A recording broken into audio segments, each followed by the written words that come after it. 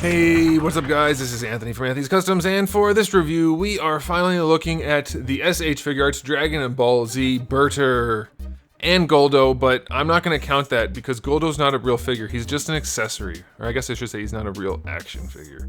And I'm salty about that, but yeah, he's included and it's good enough. But anyway, Burter's my favorite of the Ginyu Force, so I'm very happy to finally be reviewing him. And I'm very happy to tell you right off the bat, they did a really good job with him. There are definitely a couple of questionable things that we'll talk about, but all in all, he's a great way to wrap up the Ginyu Force. Okay, alright, lots to talk about, so let's go ahead and get him off the stand and take a closer look. This guy stands just about 7 3/4 inches tall, which makes him pretty close to, well, let's just say 20 centimeters. And I know what you're thinking, how tall is he against Goku? So let me set him down right here, and I will grab my Goku and put him right here. He has some significant size over Goku. Let me just do this so you can see real quick. There you go, that's about even. So he comes up just to the chest. He's a very, very tall figure. All right, there we go. So there he is. I don't right now, because you guys saw recently how all my stuff's been packed up, or it's finally getting unpacked. Anyway, I have a lot of stuff that's still in moving boxes, so I don't have the rest of the Ginyu Force to show in this video. I know that's a big want, but if you want to see that, I'll be happy to do a quick video with just all the Ginyu Force, just to do like a quick comparison, kind of like I did for the Wing Gundam figures a long time ago. If you want to see that, let me know in the comment section below. Alright, last time we're going to do a question of the day about the Ginyu Force. I'm going to ask the same question because it's different viewers, probably, at least some of you, and maybe not. But either way, you can answer it again. Which member of the Ginyu Force is your favorite and why? It can be the character design, it can be his abilities, whatever you want. For me, it's this guy just because the character design is so unique and fun. Okay, let's get into the aesthetic on this guy. There's two things that stand out to me that make this guy excellent, at least in this regard. One is that the level of finish on him is very nice. He's very matte for all the parts that aren't glossy. He's very matte for his pants, for the brown parts. So nice. The skin has a nice satin finish, so it's different from the pants. And then we have the semi-gloss on the cuffs right here. And then we have the high gloss, like polished as heck finish on the black armor. This detail is really nice. They did a good job with the face, and the scouter looks good on there. The skin has all the bumps on there. It's very nice. I keep saying very nice. It's really, really good though. I love the way this guy looks. And then brown on here, very matte finish. The finish on this is just, oh, it sets it off. I love it. I do wish there was a little bit more shading on him though. You don't really need it on the black or the little bits of white, but on the skin tone, I'd like to see some. Sometimes it looks like there's a little bit, but it's just so, if it's there, it's so faint and hard to tell that it could have been done better. But like right now, I don't know if you guys can tell, these spots look dark up here, and I don't think that's shadow. I think there's actually paint in there, but it's hard to say for sure. Maybe on camera it looks different, but to the naked eye, it's very difficult. And on the arms, I don't think there's any, but like this crack on his shoulder looks like there might be some paint in there. But either way, if I have to try that hard to see it, it could probably use a little bit more. But yeah, the finish on this guy and then the sculpt. The finish is fantastic and the sculpt is really good. We have really nice musculature. The textured skin is awesome. I think they captured the likeness just about as well as they could have. The exaggerated shoulder pads on him. Love it. They nailed the aesthetic on this guy about as much as you can expect. And I'm just very, very pleased with that. So I'm going to give this guy a 9 out of 10 for the aesthetic. It's a no-brainer. One of the best looking that they've released so far. Okay, as for accessories, we do have an alternate head with the yelling mouth, and that's really, really nicely done. We have no ear, but the scouter does stay on nicely, and you can just swap that out. There's no reason for him to not have a scouter, though I do think anybody with a scouter should have the option to be removed, but that's fine. I get it. That's okay. As far as hands go, we have the two fist hands that come out in the package. We have two different sets of karate chop style hands, one for going straight out and one for having like a palm type pose. And then we have a couple of relaxed hands. Those are all very nicely done. None of the nails are painted on this guy. I don't know offhand if they should be. I wasn't expecting to think about that, but I guess I can look that up, or if I forget to, you guys can let me know in the comment section below. But then we also get his 6-star Dragon Ball, Namekian Dragon Ball. That looks really good. It's as good as they've ever been. That's great. We do get a... This bothers me a lot. We get a clip for a display stand. You have to buy your own Act 4 display stand if you want to use it, but the clip is a little bit bigger to hold his big chunky ass. So that, just include the display stand. What was that going to cost? Like 30 cents? That bugs me. Like, that really bugs me. Okay, and then the last accessory we get, I'm going to go ahead and just do this in hand rather than showing you. We get GULDO, who we all knew wasn't going to be an articulated figure because they said that, and that's very disappointing to a lot of us. It does have a nice level of finish. I'll say the paints are clean. There's nothing really wrong with it. The head is well sculpted and well painted. The eyes are good. The head is articulated, so that's helpful to some extent. That's all right. But that is it. There's not much else you can do to this guy other than pop his arms off. They just peg in like a PVC statue or like a polystone statue. They have just keyed pegs. If I can get it off, and then you can do one other pose with him. So this is definitely a bummer. I know a lot of you are thinking, hey, the demoniacal fit is a good option for this. Well, maybe for you. I'm not going to buy something from them because of the terrible quality and pricing and the fact that they're bootlegs. But I'll give them some credit in that there's no reason this shouldn't be a standalone figure. I don't get it. I don't get it. It's not even smaller than other figures. Like, we've seen figures of his scale. So maybe just because he's so wide, they didn't think they could articulate it well. I guess, but they could have at least given us full-on, like, regular hips and arms and not any torso. Something. This'll do, but GULDO was just as much a member of the Ginyu Force as anyone else, so I would like to have an actual action figure of him.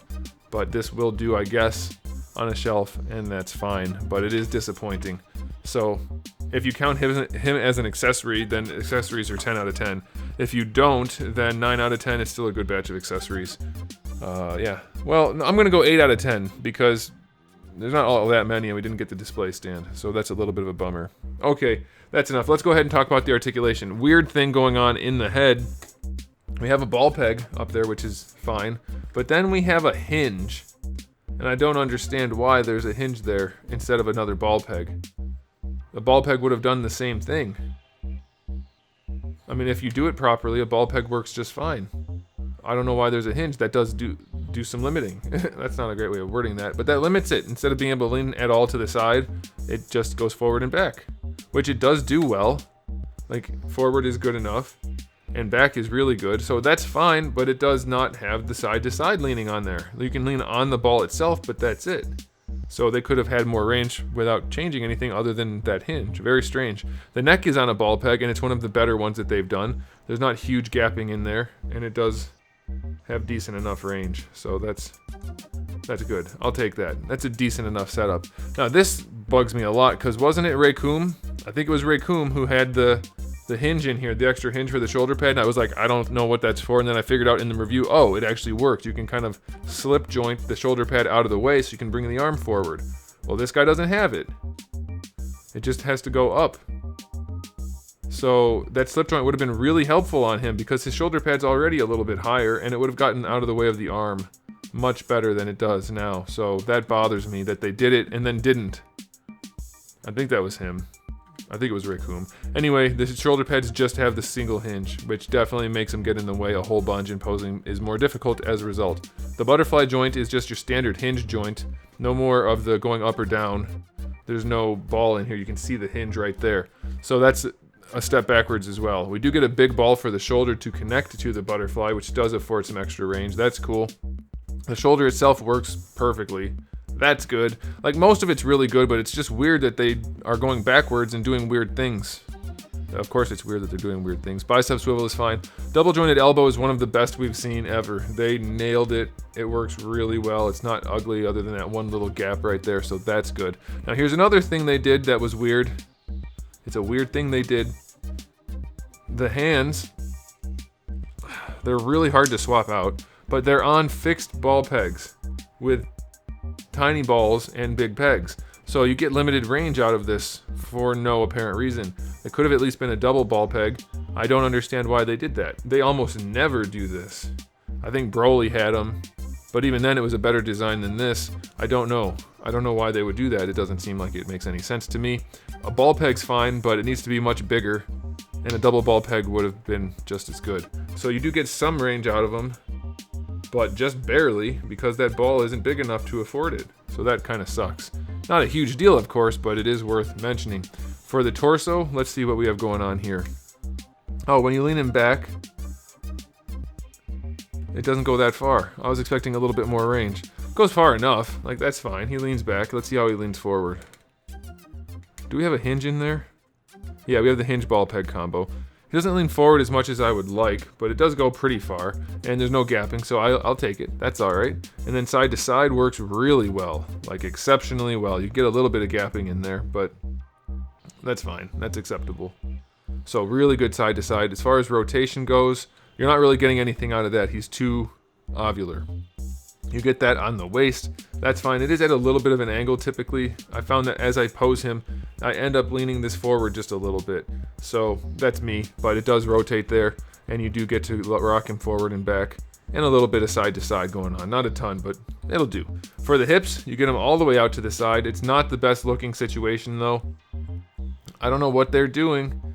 It's like they're going forwards and backwards at the same time in this line. Sometimes figures are getting better and better, and then this time he's got some weird chunky chungus thing going on in his nethers. He's got some strange nethers, very strange nethers. Oh, I don't know what's going on. Tiny thigh gap though, so that's a good thing. Bringing the legs forward works no problem, perfectly horizontal. Going back just a little bit, thigh swivel is perfectly fine, that's good. Double jointed knee on this guy works no problem at all. They did a good job getting that matte rather than glossy. Now here, they did a big step forward. It's the best double ball peg ankle I think we've seen. It leans forward, it leans back. You get a good ankle rocker out of it. It's not loose, it's a really effective double ball peg ankle. I still prefer, if I can speak English, ball hinges, but his ankles work really nicely. His toe hinge is not good. It could be so much better. I don't know why they do it this way.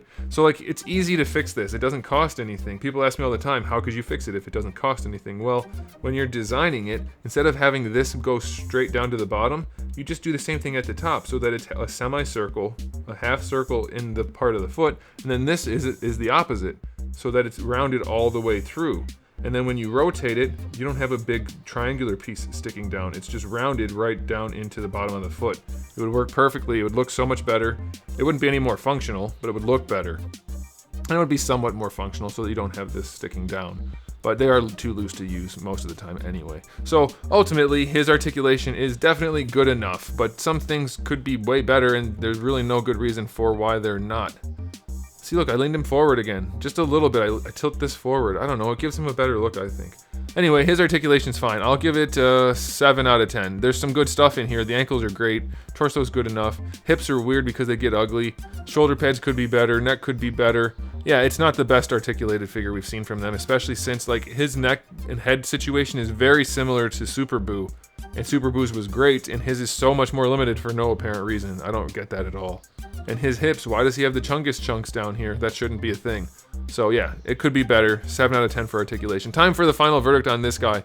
He's my personal favorite for the Ginyu Force, and as far as characters go, but also as far as figures go, outside of maybe Ginyu himself. I think this guy's a really strong release. It does have weird issues, but I think most people won't even notice them unless they watch my reviews, and others aren't going to care. I don't care personally. I just have to point them out because it's my job. So very pleased with it. I'm going to give it a final verdict of, I'm going to go up to 9 out of 10. There are definitely problems, but it's a strong release. You're not going to buy this and be disappointed. You might have a little bit of an issue with a few things, but you're not going to be disappointed overall. So there it is, guys. Let me know what you think about the video. Thanks for watching. If you enjoyed it, give it a thumbs up. If you didn't, give it a thumbs down. And if you haven't subscribed, you might want to. I have new videos almost every single day and thousands already on the channel. So make sure you come back for all of that. And in the meantime, keep collecting.